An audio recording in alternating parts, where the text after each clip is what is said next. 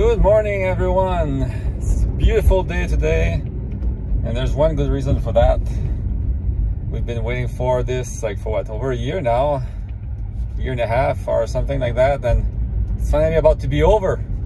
CMA has finally given their preliminary go ahead for the Activision, Blizzard, and King acquisition by Microsoft. So what this means is that by October 18th, we should finally have closure over all of this, and I'll finally get to play Tony Hawk's Pro Skater 1 plus 2, because I was too stubborn to pay the price to buy it, because I knew it was coming to Game Pass, or hopefully I was hopeful it was coming, and I was right. It's finally coming, and I won't have to pay for it. I'll get all the goodies for free, as they like to say, on Game Pass, even though I'm still paying $17 a month for it, although not technically, because I have the gold trick where I transfers the 3 years of gold for 3 years of Game Pass Ultimate, but whatever. I'm just glad it's all over, and that justice prevailed, just as we were all expecting. So it seems that there isn't much new, I guess, to talk about in this case. Mostly maybe a few details. One is that so obviously they're licensing all the stuff to Ubisoft, right, which is what their workaround was to please the CMA. And so with the licensing for the next 15 years, Microsoft can't buy or try to get exclusivity or anything. At least exclusivity, I think, is for 15 years. Not too sure, because the details are just out. I didn't have time to really read everything. But I know for 10 years they're not allowed to invest or try to buy any part of Ubisoft. So they want really that thing to be on its own, and they have no influence for them. They cannot buy any exclusivity of those things. So for the duration of the deal, Microsoft can't just go and say, I want to buy exclusive rights to those cloud games. So they can buy the rights to them, obviously, so they can have Call of Duty in their cloud. But they can't just exclusively buy it, which means other companies can get the rights to those titles as well.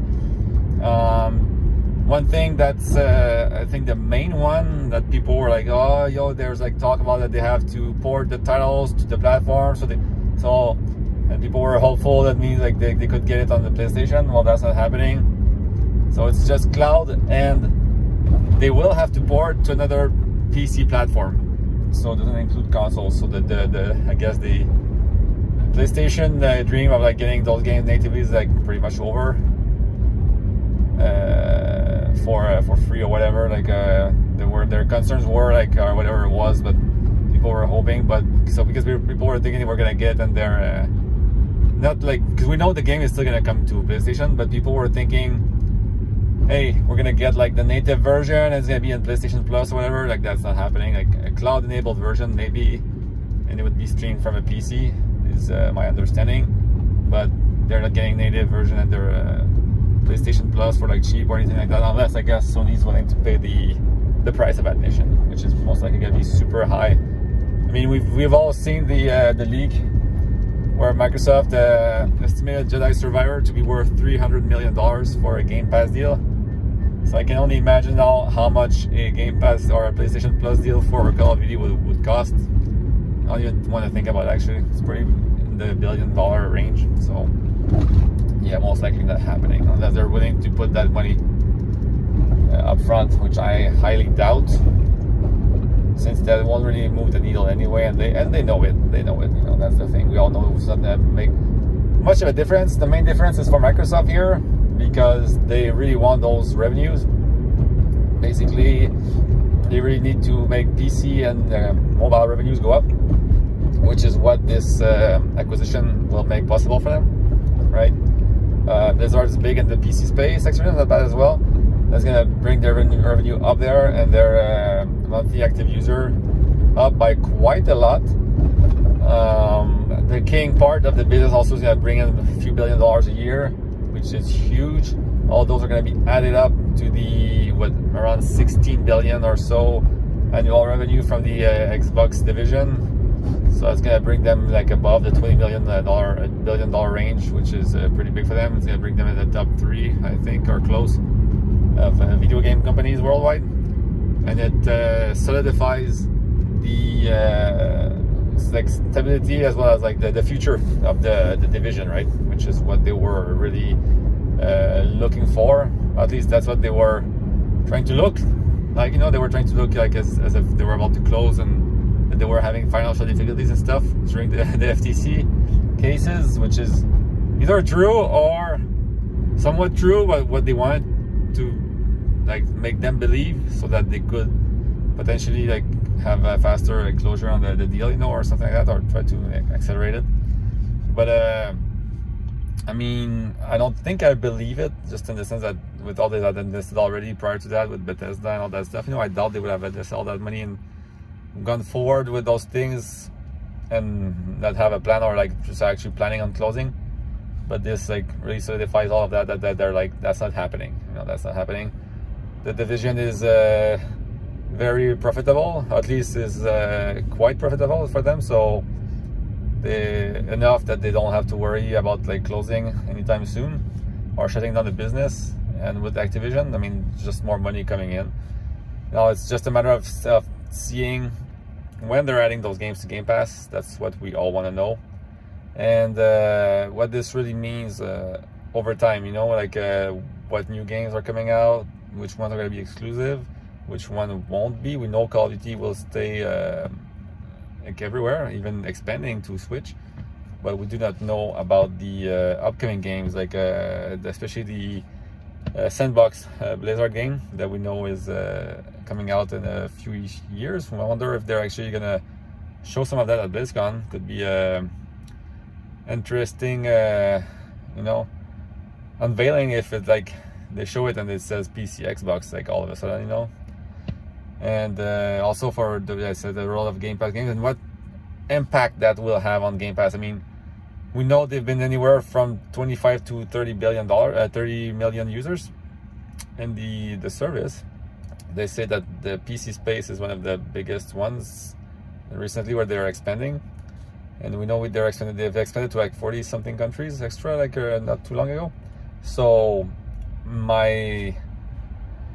what I'm wondering about is how is that gonna bring their numbers up?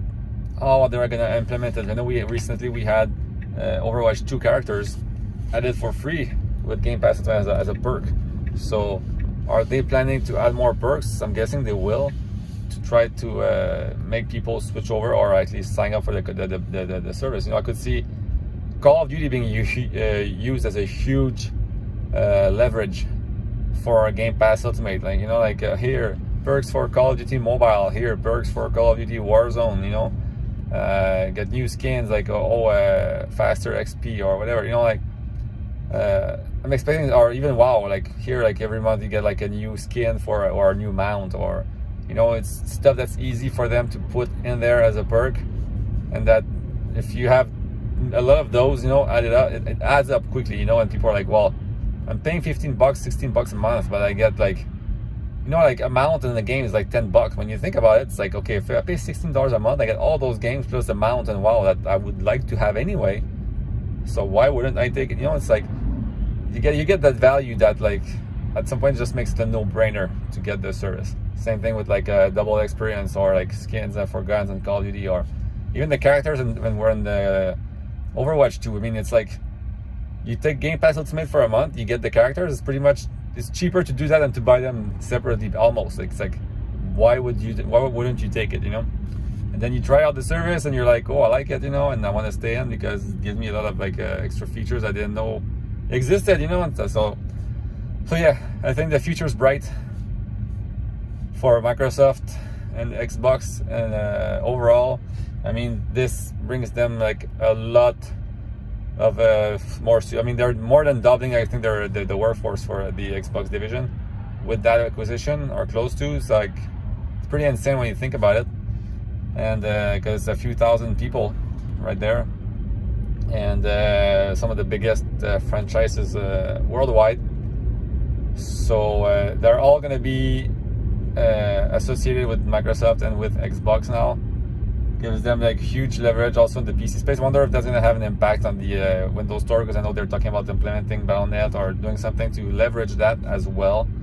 So that's going to be interesting to see how well it's implemented, because I know I haven't had issues, but I know a lot of people hate the Windows Store, and we all know that Steam is the dominant marketplace, so, and it's really going to stay that way in the near long-term future. But still, is there a way they could try to do something to try to get people over to their side? Or what I'm hopeful they will do at some point is figure out a way to implement Game Pass and Steam and cut a deal with Valve, because that's pretty where they would see the most growth. I would think that they would have like a few million potential customers right there if they actually did that. So hopefully they smarten up and they pay whatever they have to pay to Gaben if needs be. I mean, and they do it. I mean, it's been done. Like EA has done it. So if EA has done it, I mean, Microsoft should be able to do it. I don't see why they wouldn't be able to do it. Just don't know what the financial side of it looks like. So hopefully we hear more about that in the future as well. And with that, I mean, instead of babbling and just going on about whatever, I'll leave you guys to it. So hopefully I'm not the only one that's happy about this. We're soon, like I said, like we all say, we're now in the end game. You know? And before October 18th, we should know that the deal has closed, and we should get a huge wave of titles in Game Pass, and those Call of Duty numbers are gonna go up like crazy. And the most played games on Xbox is going to be insane in the next few weeks. So you guys have a good one, and I'll catch you guys in the next one. All right, peace.